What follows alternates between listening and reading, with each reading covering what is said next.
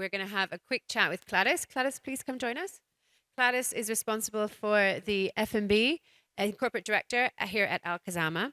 And we're going to have a bit of a chat about something that's part of Riyadh's culinary heritage. So I don't know how many of you have been in Riyadh for a substantial amount of time or are local Riyadh residents, but I believe Pino is a crucial part of Riyadh's culinary history. Can you tell us a little bit about Pino?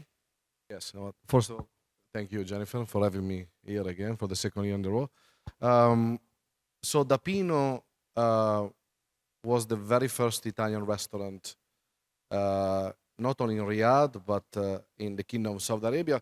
It opened its door back in 1986. So most of the people weren't born yet who are here in the audience. Well, Some of and them. and the particularity at that time, clearly us as a Al Khozama investment company, we are owned under the King Faisal Foundation. At that time, all the subsidized company under the foundation were non-profit. So when the restaurant was open, the first objective was not, to be lucrative, but was to create a destination in which you can really have a genuine hospitality experience. So when we analyzed the data of why this restaurant was so successful after 30 years, and now clearly Al Khozama Investment Company has invested heavily in food and beverage, particularly starting in 2015. We own LPM worldwide. We have Mamo, we have Meraki, we have Ioace, we have homegrown restaurants such as Mates, La Cucina. So we have a portfolio of about 20 brands. Some are ghost kitchen, some are physical property, franchise, and homegrown. So when we look back at the success of Da Pino, with the experience that we have now, we realize that the key element was creating that VIP experience for every single guest. So imagine, playing simple, if somebody invite you in a restaurant in which you know the owner, you know the chef, you know, Jennifer, you're going to have a good... I mean, normally the protocol in the hospitality in the restaurant in general, the chef will come to say hi to the table. He will send a couple of extra dishes. You will be flagged in the front of the house, in the back of the house, and perhaps a little bit of adjustment on the final bill at the end. That was the protocol at Da Pino for every single guest. And this is what I realized that was the actual recipe for the success. So it was not really the top line, but making sure that everybody was really taken care of. Eventually, the financial rewards came after. But the foundation of why the restaurant was successful, it was because of that. So how on earth do you recreate something like that was so kind of personality-based? I believe the chef was quite a personality as well. So how do you kind of recreate something that was really so personal and so personality-based? Well, first of all, we have different business model in our restaurant portfolio. We have employees, we have some of the executive which have a little bit of equity as well in the brand.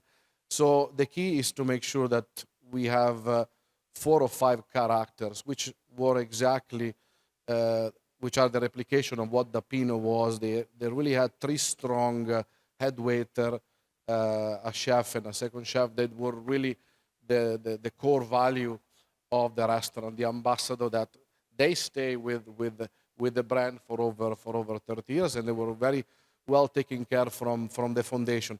So the idea is to keep that DNA, making sure that we have the mindset to be an employee-centric restaurant and company managing the restaurant. We are not in the 1986 anymore. So but the other component is that the restaurant tailor the cuisine for the Saudi palate. So, and this is important. If you look at the Italian cuisine, there are 2 fundamental differences. You have the Italian cuisine, which is made of the 20 regions of Italy, with the ecosystem of the seas and the wind and all the biodiversification of the ingredient. And then you have the authentic Italian cuisine, and then you have the Italian-American cuisine, that was created by Italian immigrants when they went to the States in early, on the, I would say, 19th century, before World War One. And then they created those dishes such as veal parmigiano, lemon piccata, the usage of cream, a lot of sauce, a lot of tomato sauce, particularly immigrant from South Italy. So the Pino, uh, because the chef was really interacting with the guest, um, and by the way, he was from Egypt, and he spent a few years in Italy in some family-owned restaurant in Calabria, and he realized what does it take to, to lock the guests, to make sure that you create that family environment. But moreover, I think what he has done together with his staff is to make sure that the guest is getting what he's looking for. If you want, So customer centric. if you want a pasta with pink sauce, I'll give you a pasta with pink sauce. Whatever is Italian or not Italian. So, and I think, unfortunately, I don't know if it's a bad side or not, but Italians tend to kind of educate often. No, don't put parmesan in the seafood. Don't Be or inflexible don't, with yeah, your menus. we don't do pineapple pizza. But ultimately, the hospitality is, give the guest what he's looking for. And I think that gives the guest an opportunity to be a little bit more relaxed on the experience and not worry about etiquette, protocol, or what should do or should not do in an Italian restaurant. And that's, I think, was also part of the success. So let me ask you, why now? So it's been closed for a significant amount of time. Why is Khozama deciding to bring back the brand now? Well, now with several brands in our portfolio, what we have learned is that often restaurants that are very, very successful, whatever in London, New York, in other parts of the world, and they have maybe one successful restaurant, the success is direct proportional to the environment that they are living in it, whatever is close to the sea or in the mountain or in the particular city. So they are successful there. And often we have seen when they portray themselves as we are a franchise, we have a good restaurant, maybe they have one or two restaurants, but before you can tell to the world that you are a franchise, you might want to have at least 8, 10 successful property around the world. And often that's not the case.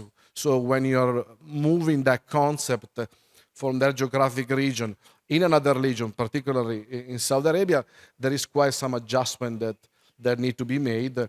And what we have learned is that we have the operational capability now.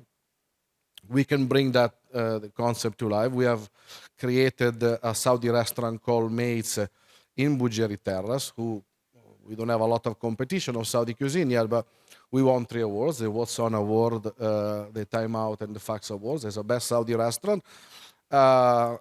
And we finally want to make sure that we bring back this concept which was so successful in Riyadh, and it's good because you have a story behind.